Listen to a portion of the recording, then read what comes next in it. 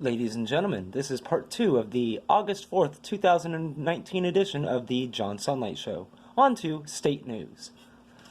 Last week, a shooter broke into the Gilroy Garlic Festival and killed at least 3 people. Luckily, the person shot himself dead. Now, there will be retarded people who will say that because of this, we need to have tougher gun laws. But that is far from the truth. Yet, these same people will also fail to tell you that the city of Chicago has some of the most toughest gun laws in the nation, yet they have shootings almost every week. No, the real problem isn't that the bad guys have guns, although that is a problem, but it's the fact that our own mentally retarded government keeps making it harder for law-abiding citizens to get guns to protect themselves. I'm not saying that if every citizen carried a gun, this garbage wouldn't happen, okay? Of course not. And you will always have evil people out there that need to be put down. But it would cut down on some of the mass shootings. I mean, would you be dumb enough to go cause a mass shooting if you knew at least 5 or more of your victims had guns too?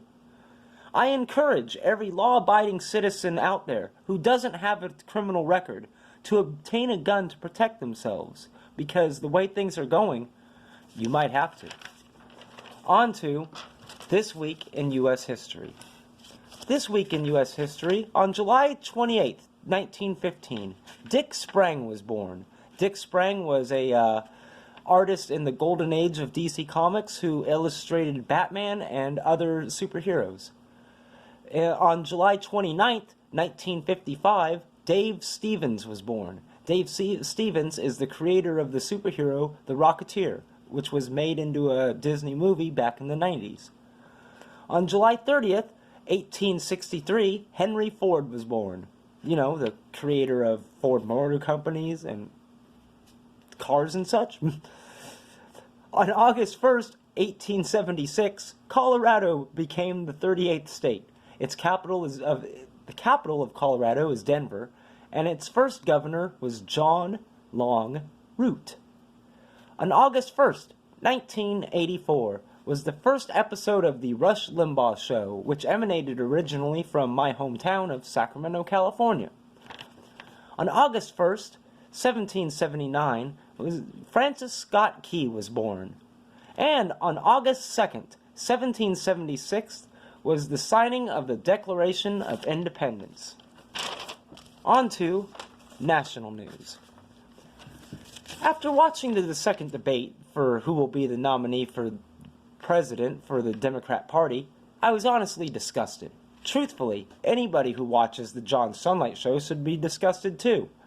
The only answer to Donald Trump that they seem to have is to call him a racist. They don't have an answer to his strong economy.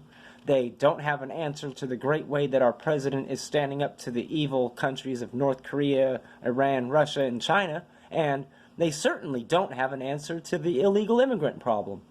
Quite the opposite, actually. Like a broken record, they keep trotting out the same garbage that is ruining our country. Giving illegal immigrants free things off the backs of hard-working, tax-paying citizens. Wanting to give black people money because maybe their ancestors were slaves.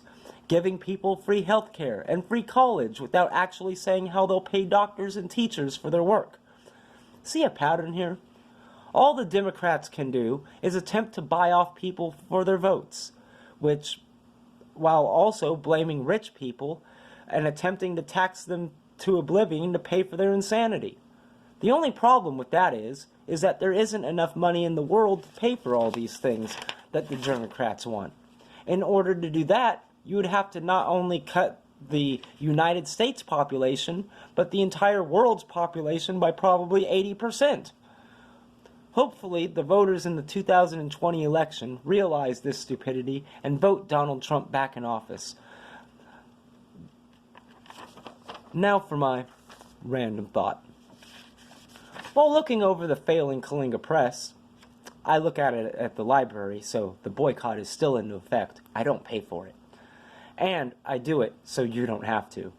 I saw that there are only 2 pieces of actual news.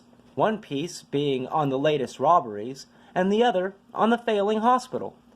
The rest of it is filler about what people do on their weekends, an article by our former and probably greatest mayor that Coalinga has ever seen, which it was a damn good article, and finally, an article about a dead cat.